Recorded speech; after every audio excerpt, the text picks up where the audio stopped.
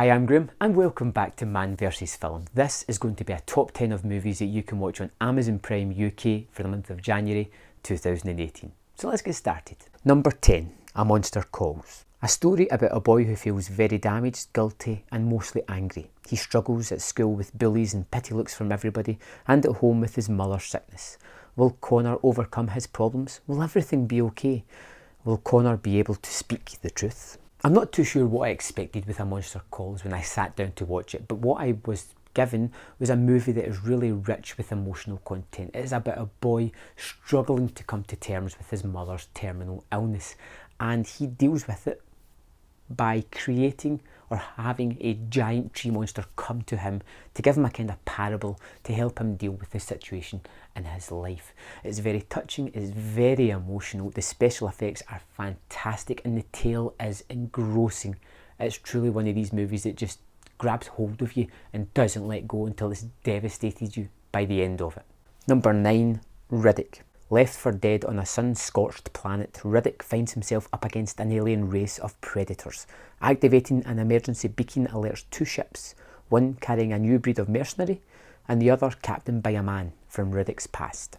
Riddick was the third instalment after Pitch Black and The Chronicles of Riddick. The second one was a sci-fi mess. It was a big budgeted movie and it never quite worked. To go back to their basics here by having Riddick stranded on a planet against an alien species that is out to just destroy him and everybody else that it comes in contact with. Riddick achieved more than it should have. It was fun, it was energetic, it gave us back the character, back to his basics, back to his best, back to the character that we really attached ourselves to in Pitch Black. And it was good to see him back in this form, and like I said, it's a great action movie as well. Number 8, A Clockwork Orange. In a futuristic Britain, a gang of teenagers go on the rampage every night, beating and raping helpless victims. After one of those boys quells an uprising in the gang, they knock him out and leave him for the police to find. In prison, he agrees to aversion therapy to shorten his sentence. When he is eventually released, he hates violence, but the rest of his gang members are still after him. A Clockwork Orange has one hell of a reputation. If you haven't checked it out, this is the perfect time to do so. It's full of iconic imagery, really strong uber violence. It has a really interesting message behind it. It's fantastically well shot. It's Kubrick, so every scene has something to say or is really looked over meticulously, and it comes across in the actual movie itself. A movie that was kind of banned in Britain for a period of time, but deserves to be seen. Number 7, Assassins. Robert Rath is a seasoned hitman who just wants out of the business with no backtalk. But as things go, it ain't so easy. A younger, peppier assassin named Bane is having a field day trying to kill said older assassin. Rath teams up with a computer hacker named Elektra to defeat the obsessed Bane. So the older assassin is Sylvester Stallone, the younger upstart is Antonio Banderas, and this is a movie of two halves, definitely. The first half is really action-centric as these two guys test each other's mettle and battle it out in gunfights. The second half, however, is a more cat and mouse game as this becomes a drawn-out who will better the other person. It becomes rather tense, rather exciting, edge-of-the-seat stuff, and I like it because of that change midway through the movie. I think both actors are doing perfectly well, and it's just a fun, entertaining thriller. Number 6 is Mindhorn. A has-been actor best known for playing the title character in the 80s detective series Mindhorn must work with the police when a serial killer says that he will only speak with Detective Mindhorn, who he believes to be a real person. I put off watching this movie when it was in cinemas because I felt that it was going to be too much. I seen the trailer and I felt I knew exactly what the movie was going to be, and then to a certain extent it is. But the filmmakers and the star don't let it carry on into that typical genre stuff. They keep it fresh, they keep the jokes coming, and they make them surprising jokes, not the typical easy reach for ones that you would normally expect to happen in this movie, and there is some of them. And when they do come, because they're so sporadic and out of the blue, they land even better. It creates this great character of Mindhorn, and the actor that plays him, Julian Barrett, does terrific as the role, and it's a movie that really surprised me by how much I enjoyed it. Number 5 is Demolition Man. A police officer is brought out of suspended animation in prison to pursue an ultra-violent nemesis who is on the loose in a non-violent future society.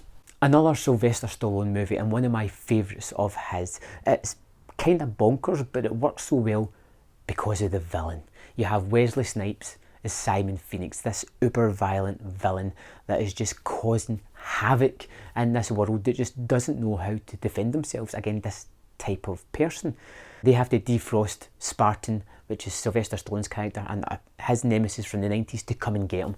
And it's just crazy, ridiculous, so much fun and just entertainment. I love Demolition Man, and it had been so long since I've seen it, I just had to check it out again. And I loved it all over again. It's got its faults, yes, but overall it's highly entertaining. Number 4, Shaun of the Dead.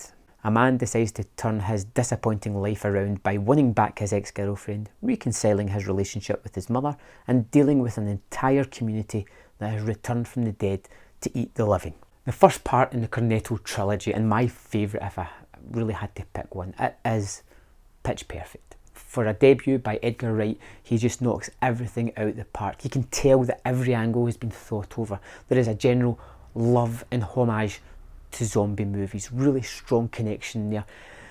The jokes land terrifically well, and it introduces Simon Pegg and Nick Frost, a partnership who just deserves to be in every movie. I think Shaun of the Dead is one of the best horror movies, it's one of the best comedy movies, it's one of the best zombie movies this century. Absolutely fantastic filmmaking. Number 3 is Free Fire. Set in Boston in 1978, a meeting in a deserted warehouse between two gangs turns into a shootout and a game of survival. It's a really simple premise. Two gangs meet at a warehouse, a shootout ensues, and that's it. That's the storyline, and it doesn't waste any time in getting to that shootout. We have a small 10 minutes to get to know the idiosyncrasies of the characters, and they're all wacky in their own kind of ways. It's 70s based, so they have all the crazy clothes, the hairstyles, the mannerisms. It's got a great cast, it's got some good fun action. It has this black sense of humour that runs through it that's so funny, and the movie just genuinely works. Turn the lights down, turn the sound up, get a beer or two, and enjoy the hell out of Free Fire. Number 2, Your Name.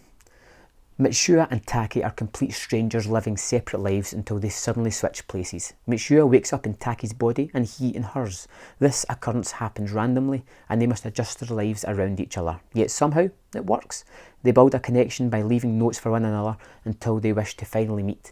But something stronger than distance may keep them apart. I went into Your Name knowing it was a body swap movie, and that was about it. And that's probably the best way to go into it, because this movie is oh so much more than that. It's an animated movie, it is stunning to look at, great visuals, but it's the emotional content that's here that really strikes a note with me.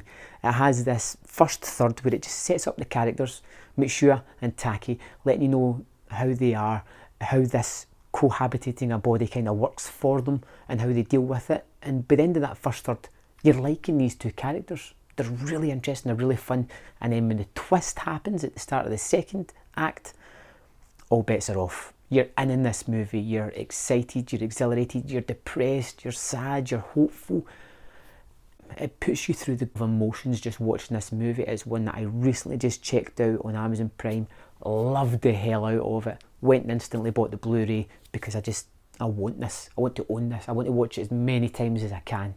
Number 1 on my list is The Red Turtle. Surrounded by the immense and furious ocean, a shipwrecked mariner battles all alone for his life with relentless towering waves. Right on the brink of his demise, the man is set adrift by the raging tempest and washes ashore on a small deserted tropical island of sandy beaches, timid animal inhabitants, and a slender but graceful swinging bamboo forest. The Red Turtle is a wholly unique movie. It is completely without any dialogue, so it is universal. Anybody could watch this and get something out of it. This tale of man's interaction with nature is amazing, absolutely amazing, as it teaches you that you have to be better attuned with the world for it to treat you better, and if you mismanage your treatment of it, it's going to mismanage its treatment of you. It's got a great message behind it, it's stunning to look at, and it's a movie that takes a couple of watches to really appreciate what it's saying, and I love the message that's behind this movie. In fact, it was my number 2 movie of the whole year that I saw in the cinema this year. Terrific film, well worth checking out. I can thoroughly recommend this. I hope you check it out. So that's my top 10 movies for January 2018 on Amazon Prime. Did I miss anything? Let me know in the comment box whether you found something you liked or you didn't, or there's something that I missed. I'd love to check it out. I'd love to hear your thoughts. If you haven't already done so, hit subscribe, hit that like button, and I'll see you next time on Man vs Film.